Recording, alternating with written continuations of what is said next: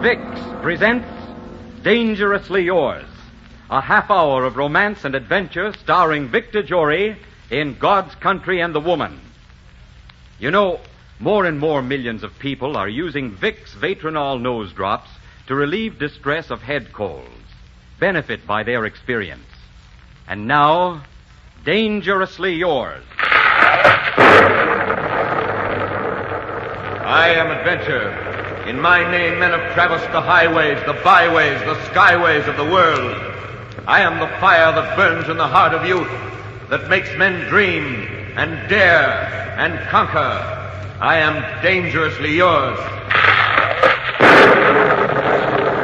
Today, follow me to the great Canadian Northland. Meet one of the gallant adventurers of fiction, a two-fisted fighting man who steps from the pages of God's Country and the Woman.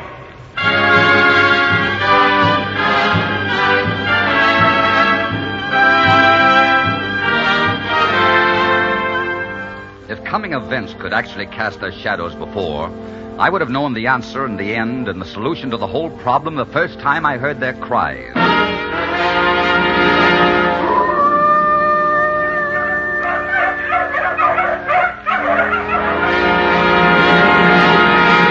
Yes, I would have known that the answer was there, square in the teeth of 40 Alaskan huskies, animals more wolf than dog, that were part of the threat and the wildness of God's country. Animals that knew but one authority, the girl of God's country, Josephine Adair. I met her late one summer afternoon. I was headed for Montreal after 18 months far above the Arctic Circle. I came around the bend of a lake, and there she was, Josephine Adair. Her copper-colored hair touched with sunlight, and behind her the birches, the blue sky, and the snow. And a phrase I had known all my life became rooted and full of meaning. No country is God's country without a woman. And here, without a bit of warning, was the one woman in the world for me. I knew it instantly. Well, say. Well, what in the world are you doing here? I thought you were someone else. Now, wait just a minute. Where are you going? What are you doing out here? I live across the lake. I'll have to go. No, please don't go. I've been looking for you for a long time. Looking for me? You mean you know who I am? Oh, no, I was speaking strictly from the heart. I've been up in the Arctic, and I'm just coming down. I haven't seen a white woman in 2 years, and so you can't blame me for being a bit enthusiastic, can you? No, perhaps not. Gosh, you're beautiful. I used to do a lot of thinking about a girl like you up there, but I never thought I'd find one. I think you'd say that to any woman you met right at this moment. I might, but I wouldn't say it to any woman. You're the kind of a girl that belongs in my particular scheme of things. A girl that looks well against a lake and a northern sky and... Hey, wait a minute. What are you crying about? Oh, I'm sorry. I didn't mean to frighten you. I'm not frightened. I don't know. It isn't important. What's your name? Josephine Adair. Well, Josephine Adair, my name's Philip Wayman.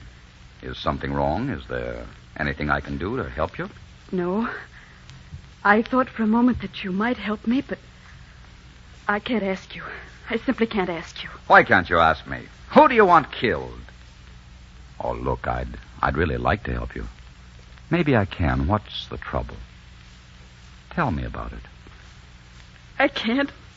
I just can't. Oh, now listen, sister, it can't be anything that bad. It's hard to believe that a girl who looks as fine and honest as you, as fine as honest as you are, can be in too deep. But I am.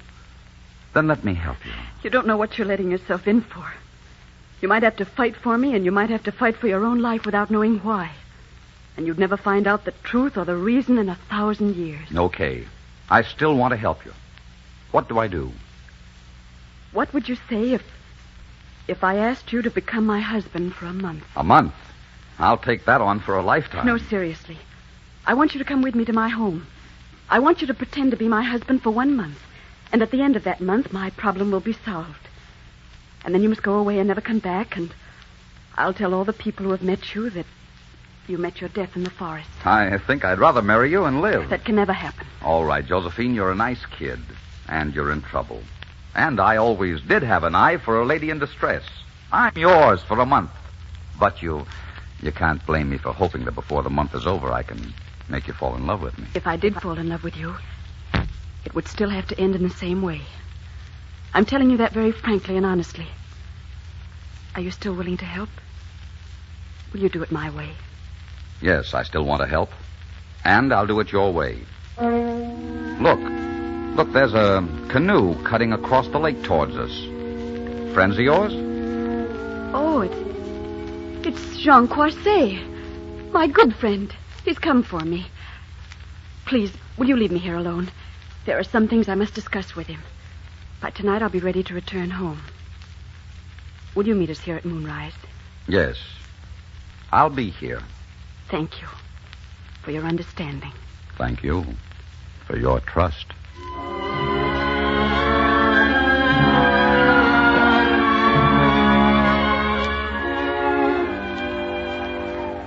Monsieur Wayman? Yes? I'm Jean Croisset. Josephine is waiting for us in the canoe. We are ready to go if you are. I'm ready. There is something I must say to you, monsieur. Josephine trusts you. There are not many men she would trust, but she has placed it with you. In your action now lies life or death for you, depending on your loyalty to her. I warn you, you will be a man in the middle who will want to kill you. Yeah? There have been people who wanted to kill me before.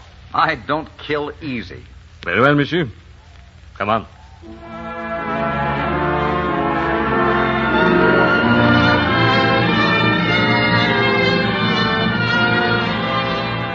We started off across the lake, Josephine and Jean Croisset and I. The lake was silver with moonlight and stars that were like a silver frosting on the sky. And skimming across the glassy smoothness of the lake into mystery and unknown danger, I was full of determination to solve the mystery and win the girl, or die in the attempt. Philip, you're so quiet. What are you thinking? I was thinking of you. You know, I'm beginning to be sorry that I asked for your help. You're going to hate me when you reach Adair House. This afternoon, that didn't matter. Or at least I thought it didn't. And does it matter now? Yes. Yes, it does matter now.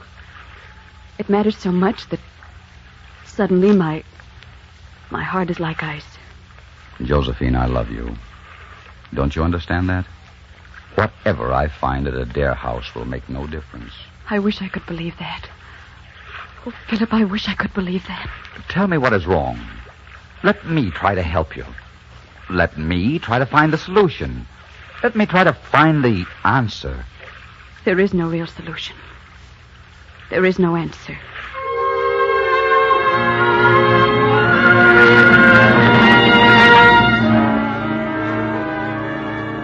But the answer was there. The answer was there the moment we beached the canoe, although not one of the three of us sensed it. The answer came storming out of the night to greet us. Hello, Captain Hugh! Hello, old boy. Did you miss me? Down, Major, down. Nice boy. Down now, down. Philip, this is Captain, my lead dog. Put your hand on his head. I want him to know you. Hello, Captain, old boy. 40 savage dogs that would snap a bone like a twig leapt about her, reaching up to lick her face in her hands, and she stood surrounded by shaggy heads and gleaming fangs. She was completely without fear. She loved them, and they knew it. We left the pack of dogs with Jean. It had begun to snow as we walked towards the house, and once there... I'm giving you this room, Philip. Thank you. Excuse me while I speak to my servants. I'll only be a few minutes. I sat down on the edge of the bed, looking about the room. Something drew my gaze to the window, and my blood chilled, for there was a face pressed against the pane. A face dark and sinister, with eyes that shone and glittered like a beast's. A face filled with hatred that was almost madness. And the face was that of Jean Croisset. And then his hand came up level with his eyes, and in his hand was a pistol. I stood there frozen for an instant, and then before I could move, Josephine entered. The face disappeared as quickly as it came. And then in the distance... Listen, Philip. That's Joe Labonte's dog team. I know the cry of the lead dog.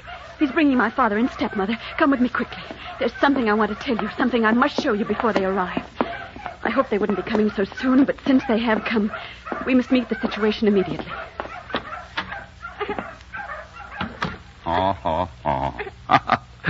Guy gosh, what a cute baby. He isn't very well. He's had a touch of fever. He's my little boy, Philip, 2 years old. Now do you understand? Yes, now I understand. This is to be my son. Yes. If you wish to change your mind, if you hate me now that you know, it's all right, Philip. I wouldn't blame you. Will you look at that little beggar holding on to my finger? He and I are going to get on great together. Hey, darned if he doesn't even look like me. A little bit. Philip. Your father and stepmother, they don't know about him? No, they've been away. My father's been ill. This is the first time he's been home in more than 2 years. My stepmother went to Montreal to see him, and they were married there. I wrote them about the baby. There wasn't anything else to do. I told them I had married a man named Philip Darcumbo. If my father knew the truth, the real name of the baby's father, I think he would kill me. Is that the danger you thought was so terrible? No, that's the reason for the danger, but not the danger. Philip, they're here. All right, now, all right. Take it easy. Come along and introduce me to my father and my mother-in-law. Do you hate me now? No, darling, I love you. And I don't believe one word you've said about this baby. There's a reason for all this, and I intend to find it out. You'll never find out anything more than you know right now. My problem has no answer. There is always an answer. Josephine, where are you? Come on, honey. I'm going to like my father-in-law. I can tell by his voice. Father! Oh, Father, darling, I'm so glad to see you. Josephine, well, my dear. You look like a picture, doesn't she, Miriam? She looks beautiful. Father, this is Philip. How do you do, sir? I'm mighty pleased to meet you, Philip. Miriam, this is Philip. My stepmother, Philip. How do you do? How do you do? Could we see the baby now, Josephine? Why, of course. He's right here in my room. Say now, isn't that something? May I hold him just for a moment? Just for one moment? Why, of course. Of course, Miriam. Neither John Adair or Miriam could take their eyes off that baby. And there was something in Miriam's face when she reached out her arms for the baby that made you want to weep. I left them there and went back to my room. I had left the lamp burning, but now the room was dark, and a cold wind swept through it from an open window.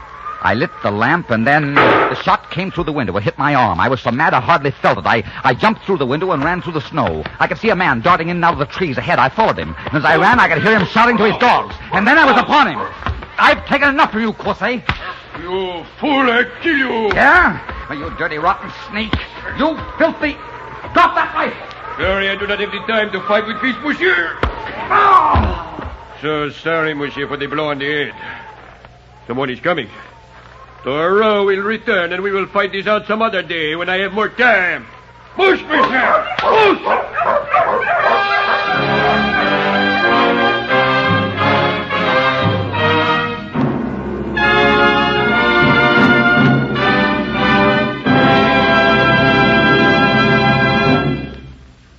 In just a moment, we will bring you the second act of God's Country and the Woman. Friends, here's some timely advice. Folks everywhere are sniffling and sneezing and catching summer colds that settle in the head and cause all over misery. If you're unlucky enough to be one of them, remember there's one mighty effective way to relieve the sniffly and sneezy distress. That's with Vicks Vatronol. When you put a few drops of this specialized medication in each nostril, you can feel it start to work instantly, bringing relief right where trouble is.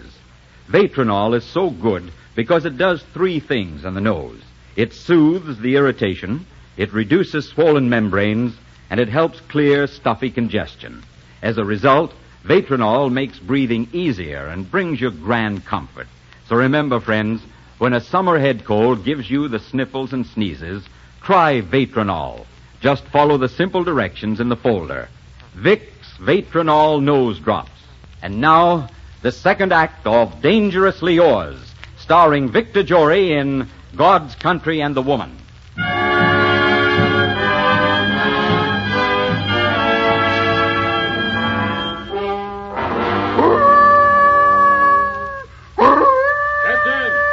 Captain, quiet! You have everyone in the house out here. Praise le bon Dieu. Ah. He is not bad hurt. Oh, that devil Thoreau. Monsieur. You've had a bad blow in the head. Here, have a swallow of brandy. I don't need your brandy, Croisset. Let's finish the fight. Fight, monsieur? Yes, you were ready to fight a moment ago. I was not fighting. I just found you. I hear Captain howling from the house. I come out to see what was the matter. I found you. You're a liar. I saw you looking through my window with a gun in your hand, and then you came back later and tried to kill me when I lit the lamp. But I have not been near your windows. I tell you, I saw you. One face looks very like another looking through the window in the dark. I tell you, I'm mistake. You must believe me. Yeah? Then who did shoot at me? Do you know?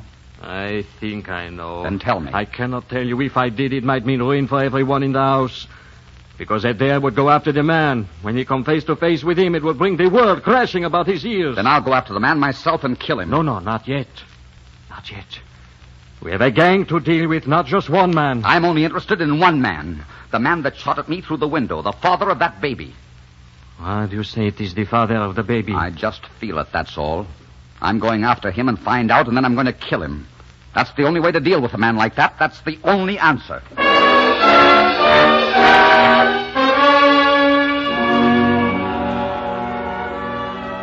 Josephine, where are you going?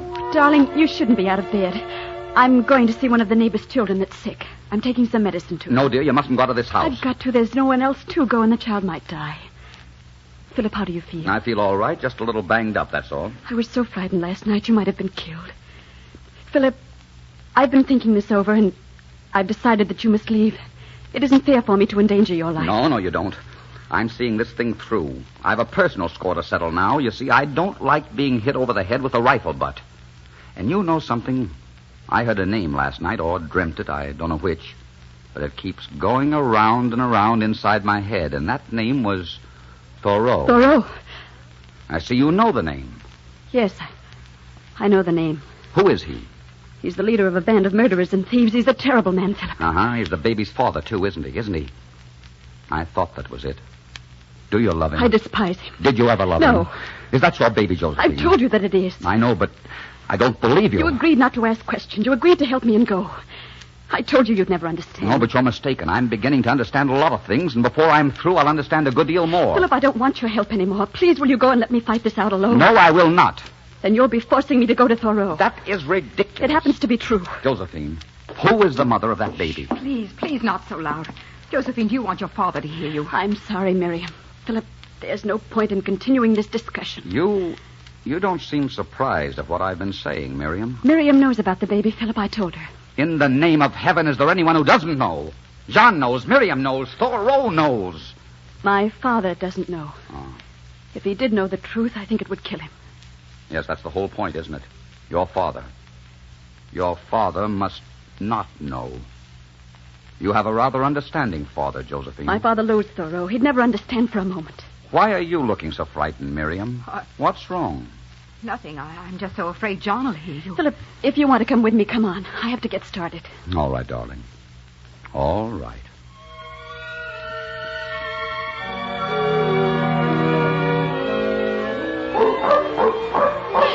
Oh, Philip, I'm all out of breath. Oh, we've been running for over a mile. We have to stop. Anyhow, there's a log across the road. Stop, Captain. Stop.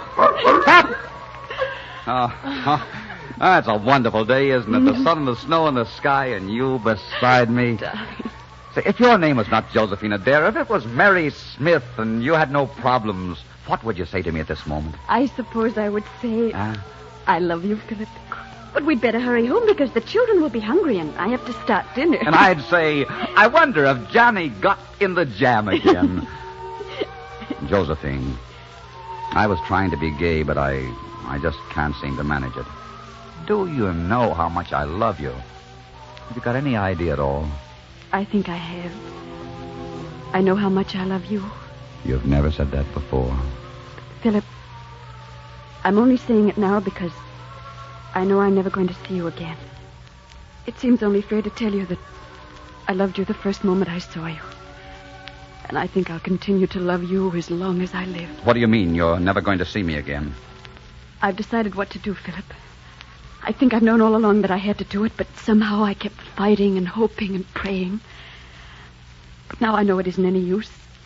Oh, Philip, if only I'd met you a long time ago. What are you going to do? I'm going to go to Thoreau. Oh, no, you're not. You're going to marry me.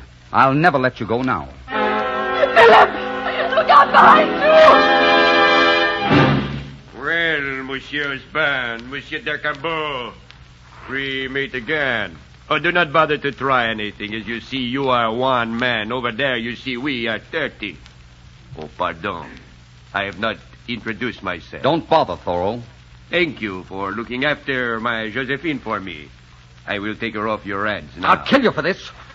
You are very amusing. I like your spirit. You! Philip, don't. They'll kill you. You haven't got a chance. You're a great fighter, Thoreau. You really like fair sport, don't you? Like shooting at a man through a window and knocking him over the head with a rifle.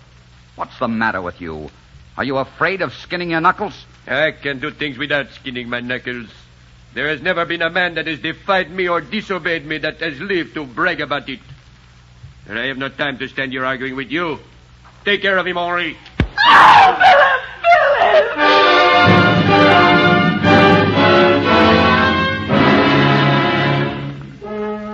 It was almost dark when I regained consciousness, and the sled was still beside me, but 2 of the dogs were dead, and 4 had evidently been cut loose because they were gone. I staggered to my feet, fighting nausea and blackness that kept sweeping up on me.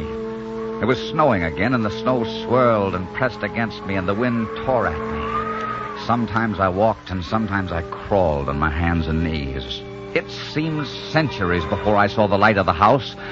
I fell up the steps and into Jean's arms. Monsieur, what is it? Josephine, Jean, Thoreau, they've carried her off. They carried her off. Oh, may le bon Dieu watch over her. Come on, we've got to go for help. How many were there? Thoreau said 30. I'll get this sled. You can rest while we're on our way. We will get help, monsieur. We will get help.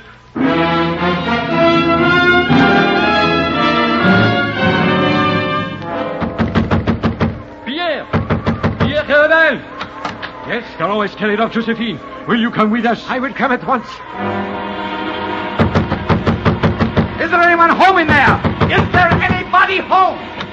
What do you want? Thoreau has carried off Josephine. Will you come with us? The dirty swine, you bet I will come. We need your help.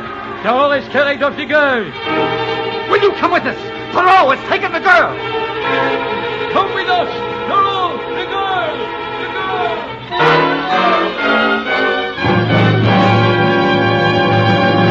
We reached Thoreau's cabin at dawn. We had gathered 20 strong and angry men. We paused a moment at the foot of the hill. They've seen us. Well, why are we waiting? Let us go up and root them out. They can pick us off like flies as we go up that hill. We've got to fight with caution. Jean, you take 10 of the men and leave me the rest to batter in the door. You can cover the windows with your fire while we rush the door with one of those logs over there. Let us go. Wait. There is something I would like to tell you. I may die today, or you may. I feel you have a right to know. You're going to tell me the baby is Miriam's. Josephine told you? No, I guessed. Miriam married Thoreau, or thought she did, 3 years ago. She found out he already had a wife in Quebec. The baby was born here. Josephine's father was ill in Montreal. Miriam went down to see him. He asked her to marry him. She did. And Mr. Adair knew nothing about the baby? No. Miriam was afraid to tell him at first, and later it was too late. Then Thoreau got wind of it, demanded that Josephine marry him. He has always wanted her. He said he would tell Adair everything if she did not. Josephine was in trouble all the way around. She had the baby. She knew her father was come home. So she decided to say baby was hers. She would have been wiser to say it was an orphan baby. I guess she did not think of that. Now she's in the hands of Thoreau. Well, she won't be for long. All right, men, let's go. We started forward, carrying the log to batter down the door. They fired at us. One of my log bearers crumpled down without a moan. Instantly, someone sprang forward and took his place. 20 yards more and a second staggered out of line and sank in the snow. We were only 100 feet from the door now, but without a rock or a stump between us and death. Another man fell, and then a fourth, and a fifth. But nothing could stop us now. 50 feet, 40, 30, another man down, and behind us, Jean and his men were firing. And then the door. We broke it down. Then we were in the middle of the fight. Somehow we fought our way out of the house. We were greatly outnumbered. It was every man for himself now. I saw man after man go down, and suddenly I realized that we must lose, that Josephine was lost. And then I heard a sound. And I heard Josephine answer. Captain!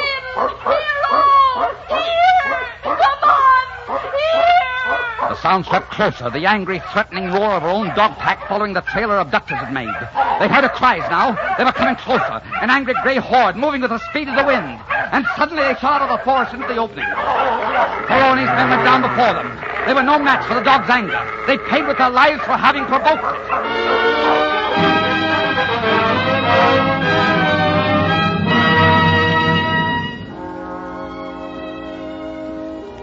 Well, you're free, Josephine. Yes. It was a terrible thing. But they were terrible men, and they had it coming for a long time. That thing you said I would never guess in 1,000 years. I've guessed it, Josephine. But you'll forget it? Yes, I'll forget it on one condition. Are you going to practice blackmail, too? Just once and then never again. I'll forget it if you'll marry me. You still want me? After all the grief and trouble I've caused you? Hey, I never stopped wanting you for a moment. I never will. You see, I want to stay up here and live the rest of my life. And I can't get a certain phrase out of my mind. Makes a lot of sense. What phrase is that? Something I remembered when I first saw you. No country is God's country without a woman. Will you marry me, Mrs. Darcumbo? Yes, Mr. Darcumbo. I'll marry you. Is it all right with you, Captain?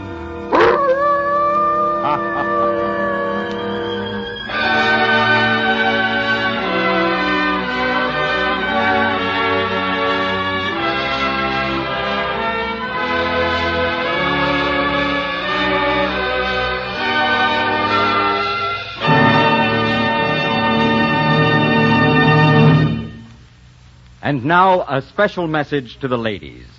Of course, you want to feel and look as young and attractive as you should. But many women are needlessly throwing away their natural youthfulness simply because they fail to live sensibly and get enough certain indispensable vitamins and iron. Ladies, don't let that happen to you. Don't be guilty of throwing away your youthful charm. Just live sensibly and take Vitamins Plus once each day. Vitamins Plus gives you full protective amounts of all the certain indispensable vitamins and iron you must have to feel and look as young as you should. So be sure to make it your health charm routine. Vitamins Plus, just once each day. I am Adventure. Next week, meet a dashing, debonair French prince who masqueraded as a barber to find an honest Cinderella. Booth Tarkington's famous story, Monsieur Beaucaire. Until next week, then, I am dangerously yours.